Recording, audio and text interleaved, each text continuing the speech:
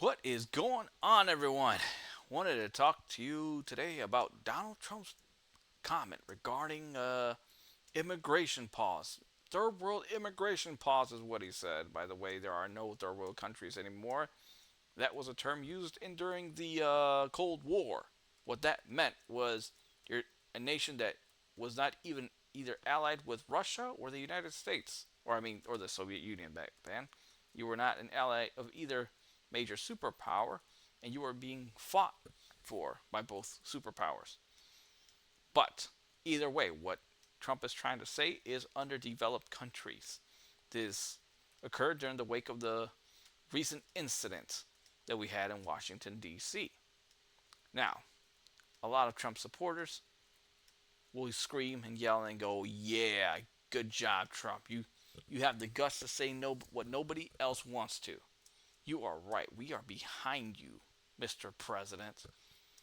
But what these folks don't understand is this narrative of the immigrant coming in and ruining things as a has existed and is as old as the nation itself. Before this country was founded, one of our founding fathers, I think it was Benjamin Franklin, said that Germans were infiltrating our country and that these Germans were going to shape our nation, that our children are going to be speaking German instead of English. What a shame. My friends, immigrants are what makes this nation great. And a lot of Trump supporters don't like that. They don't want to admit that. Let's be honest. You can't run this nation without immigrants from an underdeveloped country. Why? Because most Americans are lazy. Yes, I said it. It's a tough pill to swallow. Most Americans are privileged. They don't understand real hunger, real pain. I'm not saying all Americans, I'm saying most. You know what I'm saying? I know a lot of you guys are going to yell and go, "No, no, no, no. I worked a 16-hour shift yesterday," because you chose to, my friend. You don't necessarily have to, you know? And you're like, "Oh, well, my kids." Yeah, yeah, yeah. You chose to have those kids, man. All right?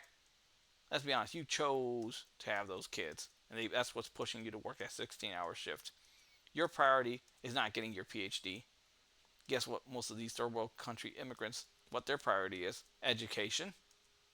Why? Because they want to escape poverty.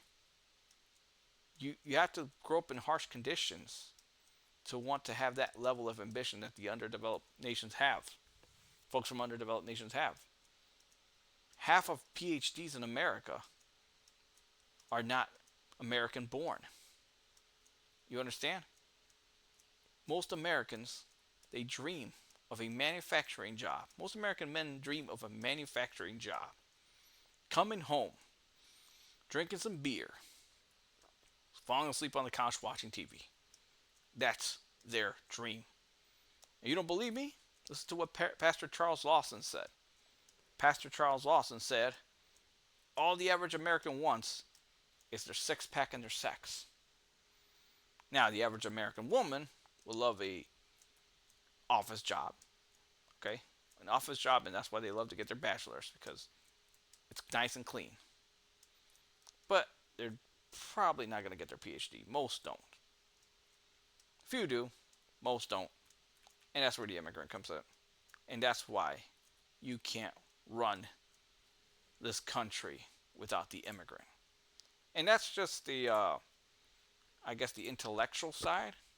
If we take a step back and look at the hard labor, at the manual labor that's done by Latin Americans or sometimes Africans, because they come from underdeveloped countries and they're willing to do any kind of job possible to escape their homeland or to send money back to their homeland. You don't have that uh, desperation amongst the nativists, amongst Americans. You don't have that. And without that, this country will not run. And even Trump said it. I don't know if he has amnesia or his supporters have amnesia or they choose to forget it. He said it in an interview a few days ago. He stated, "We don't have the skills necessary to run the country without the immigrant." The most anti-immigrant president in this past century, yeah, I'm sorry, in this century, has admitted that he needs the immigrant. And now, because he was pushed in a corner, something slipped out of his mouth. I don't think he means it. I don't think he'll enforce it. We need to pause third world immigration. Most of his supporters say yes. Thank you, Mr. President, because you care about us.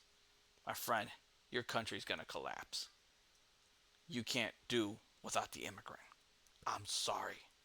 I wish I could tell you differently. I wish I could say, yes, Americans are hardworking. They don't complain. They keep their head down until the job's done. I get it. But that's not the case. The case is the average American loves his toys, loves his entertainment, loves to have fun, loves to get together with friends and compete about who has the latest and greatest whatever. So I'm sorry. It's not going to happen. This country is going to collapse if we continue to restrict immigration more. Now, don't get me wrong, okay? I want to be clear here.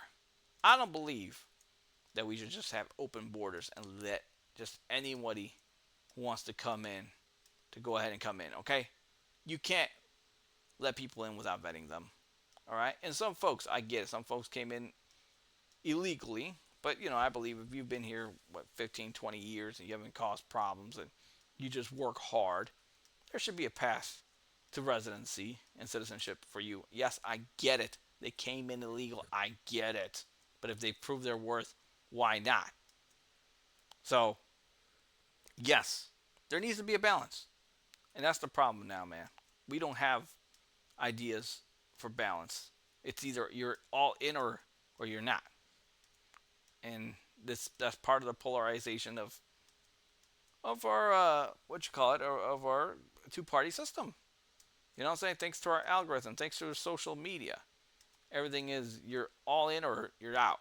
And no, I don't believe that should happen. We need to have good balance on who we let in, who we let out, and who comes in and does the work that we nativists just don't want to do.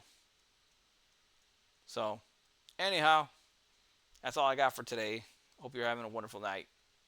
See you later. Bye bye.